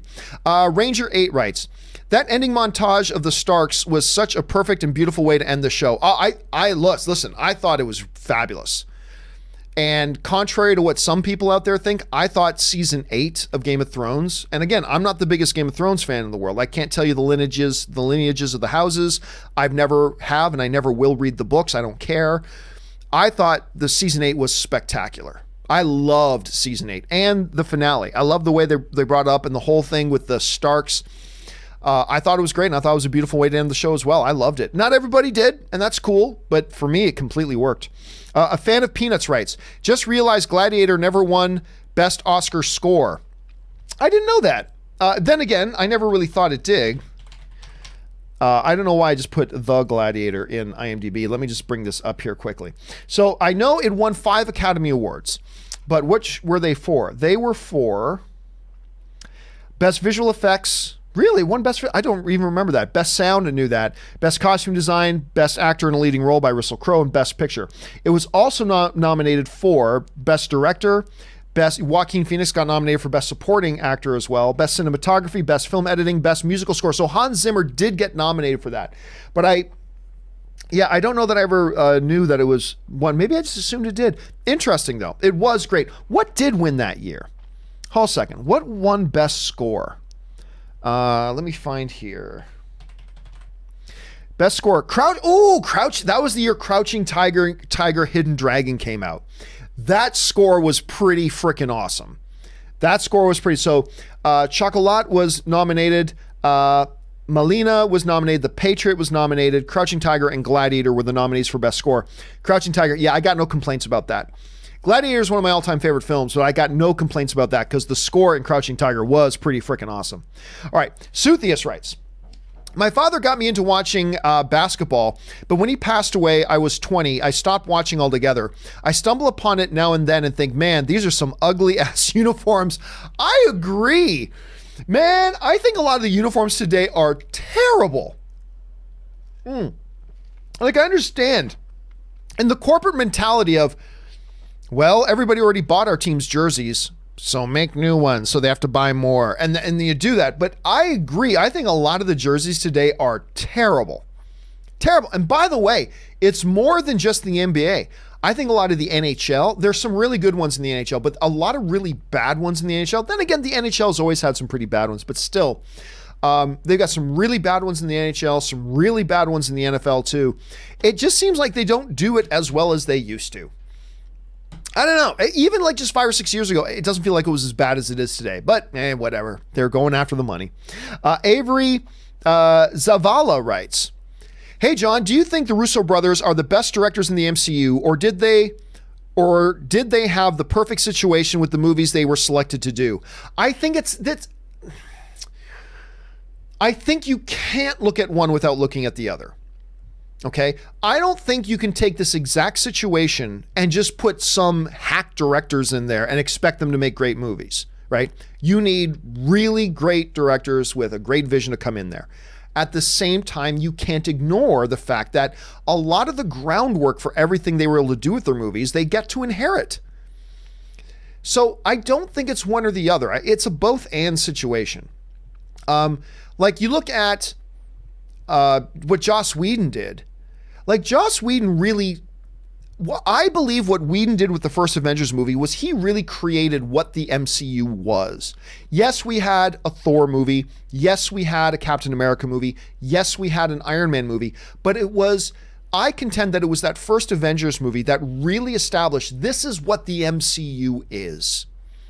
And he did a lot of that heavy lifting. He's the one who kind of formed that and all that kind of stuff. So by the time other directors come along, particularly the Russo brothers, all that big, heavy, foundational stuff has been, the hardest part was already laid for them. And they got to inherit that. You still have to come in and do a tremendous job. You still have to inherit something great. That's great. You inherited something wonderful. Now you got to build on it. So I really do believe it is not an either or situation. I believe it is a both and. They did a great job.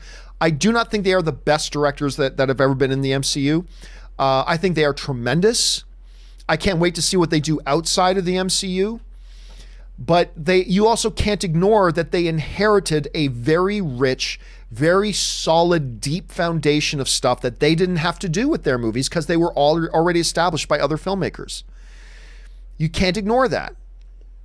But you can't ignore that they also did a fabulous job. So it's a little bit of a mixture of the two, in my opinion, at any rate. Robert Perez writes, I would love to have seen Andy Garcia's character as a Don in The Godfather IV. I think he would have been a ruthless Don. All depends on how they would have written the character. I always did want to see Godfather IV. I really did want to see where does the Godfather go after the Corleone family. You know, after Michael dies, where does that story go? Who are the new people to come in and take up that throne? You know, Andy Garcia and whatnot. I was very curious about that too. And from what I understood, there was some movement many years ago at looking at exploring that, but it just never got picked up. So I would have liked it though. I would have liked it too, Robert. Chris Feldman writes, Robert Downey Jr. was on Saturday Night Live 1984 to 1995 with Randy Quaid. I never knew that. I mean, if I did know that, I forgot it. But I don't think I ever realized that Robert Downey was actually a regular cast member on Saturday Night Live. Learn something new every day. All right, Steve James writes, why is Once Upon a Time in Hollywood counted as Tarantino's 9th movie instead of 10th? Does Death Proof not count? Or is Kill Bill counted as being one? I think Tarantino counts Kill Bill as being one film. I think he counts it as being one film. Because remember, he made that to be one film. It was going to be over a 4-hour film, which is why the Weinsteins at the time stepped in and said, no, we don't think that's going to fly very well. We're going to cut this into 2, which apparently he was not all that thrilled with about, but I think he counts the Kill Bill movies as one single movie. I think that's the case. I could be wrong about that.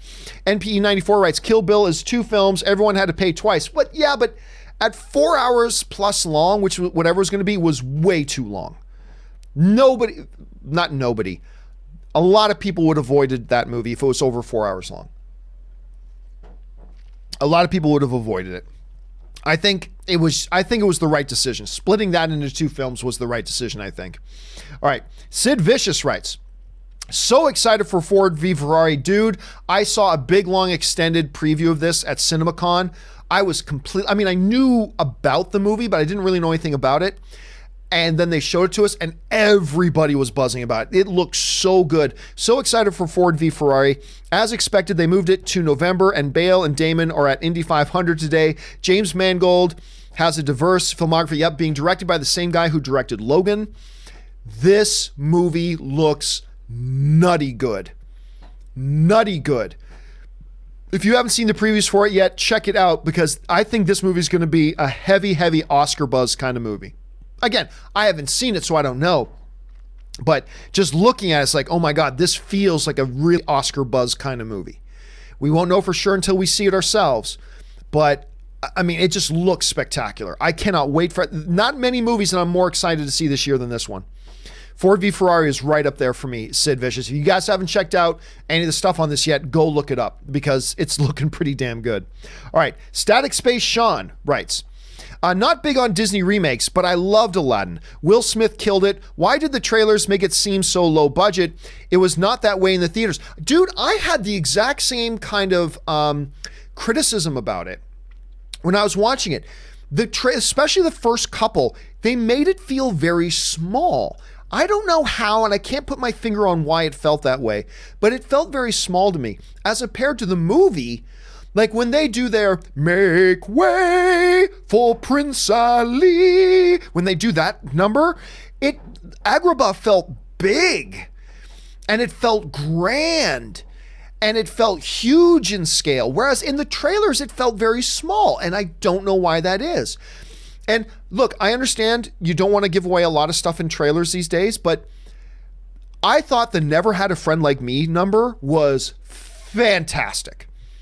And I kind of wish they showed a little bit more of that in the trailers. I get it. Maybe you don't want to give away the big thing in the trailers, and I get it. But I'm totally with you, Static. I felt like in the trailers they made Aladdin feel a little bit more smaller scale. But when I saw it in the movie, it felt much grander in scale. And again, it's not going to be in my top 10 films of the year. Maybe not even my top 15. But I really enjoyed this little film. I had a very good time with it. And again, Will Smith just crushes it. He's great in this role. He's absolutely great in this role. BJ Bonificio writes, breakdance fight between you and Robert Meyer Burnett, 200,000 subs. Oh, I can tell you I would beat Robert Meyer Burnett. I can tell you that. I wasn't bad. Yeah, I know it's weird to think I was a breakdancer. I was a breakdancer, and I wasn't bad. I actually won a few competitions. Anyway, yeah, I don't think Robert would participate, but I think I feel pretty good that I could beat Robert in a breakdancing competition. I feel pretty good about that idea, but you'd have to guarantee me 200 million subs for me to do it. I ain't doing it for 200,000 subs. All right, where are we at here? Stephen Richards writes, see Only Fools and Horses after Red Dwarf. I see where I'm like, wait a minute. Okay. One I'm not very familiar with, but I will have to make sure I do that. Cameron Drost writes, John, saw Brightburn and loved it. Stay a minute when the credits roll and listen to the score. As a Man of Steel lover, I think you will appreciate it. Ooh, really? Okay. Now you got me really excited. I mean, I'm already completely down to see this movie. I've been dying to go see it, but okay. Stay for the credits, listen to the score. A little Man of Steel in there. All right. Now you got my blood pumping now, Cameron. All right, the Bearded One writes, congrats to the Raptors for beating my Bucks. Hey, dude, let me tell you what. Your Bucks are young. They're talented. Now they've got a little bit more deep experience. They're going to be scary. Bucks are going to be scary next year. Straight up frightening. Like if Greek Freak isn't already like a top 2 or 3 players in the world, he is now. And I'm telling you what, they are going to be a force of nature next year. David Coker writes, thoughts on Aussie film, The Loved Ones, so good. I think I know the one we're talking about. I think I do, but let me just double check here. Oh, no, this is not the movie I was thinking about. I take that back. No, I never did bother with this one. I didn't like the looks of it in general, so I never bothered with this one. The one interesting thing about it, it's got this girl in it called Robin McLeavy, who I remember her from well, first of all, she was in Abraham Lincoln Vampire Slayer, which was, she was also in this little film called 48 Shades, but she's never been a big major thing. I was curious about that, but I took a pass on it. I didn't see it, so I don't know much about it. Colorado Yeti writes, Tom Cruise is one of my favorite movie stars. He doesn't miss the mark much. I'm telling you what, like, Tom Cruise, I don't love every movie he does. The Jack Reacher, I like Jack Reacher a lot. The Jack Reacher sequel was not very good, but he always brings it.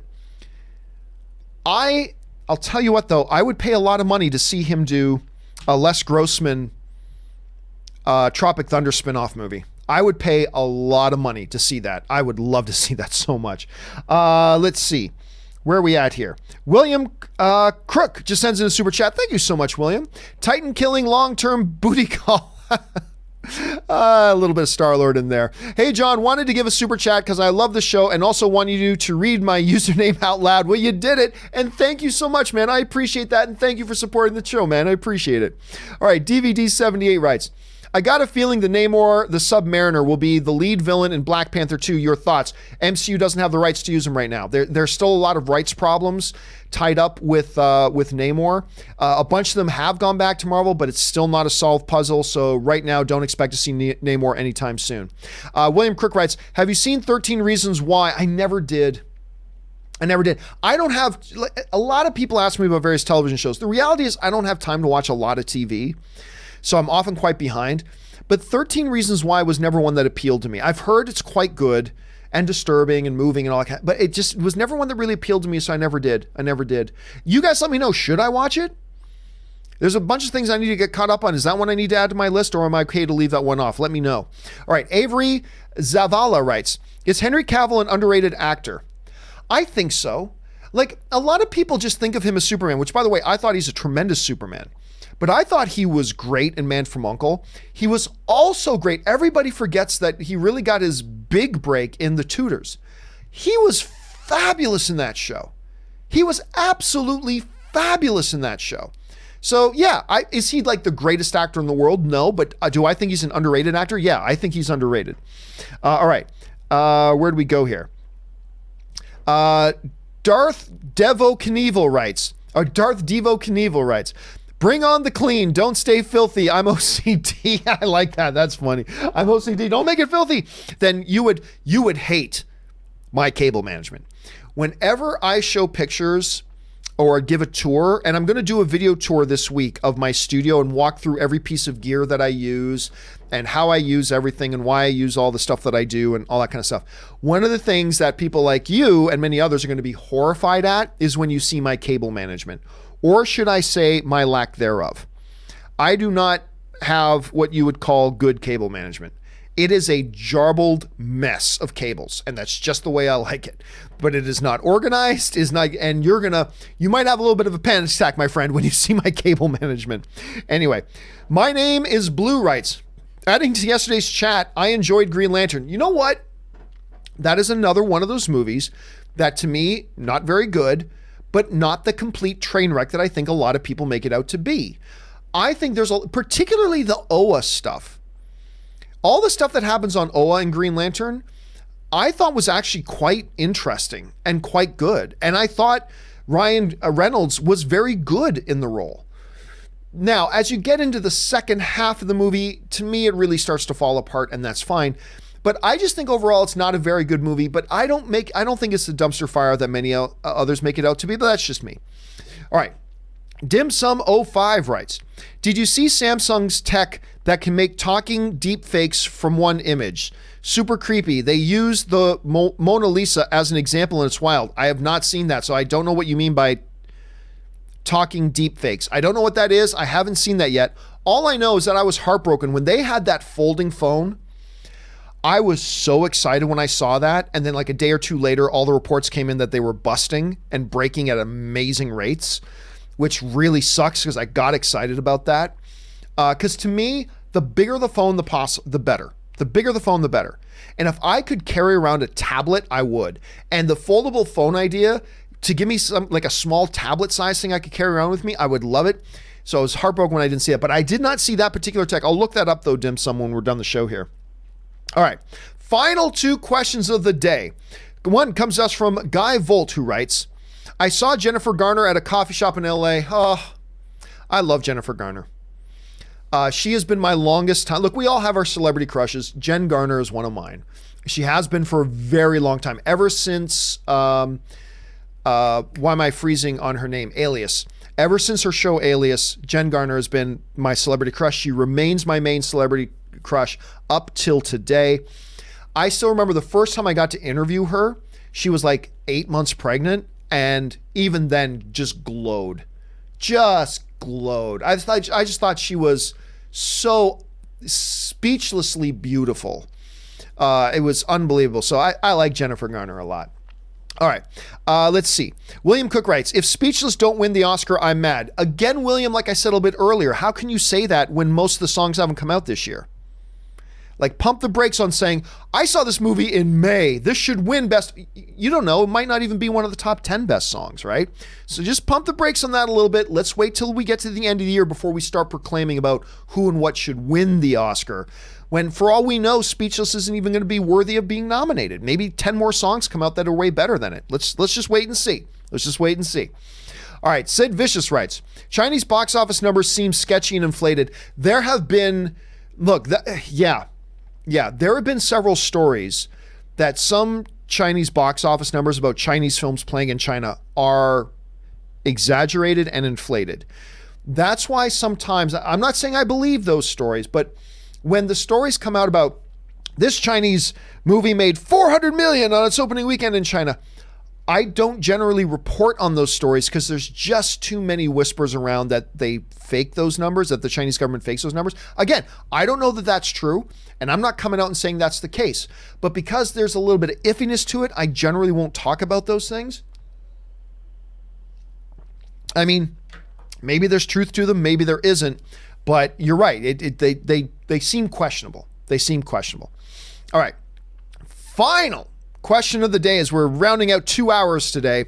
007 Robot Chicken writes, Marvel is obviously setting up a Phase A1. I don't know what that means. Marvel is setting up a Phase A1.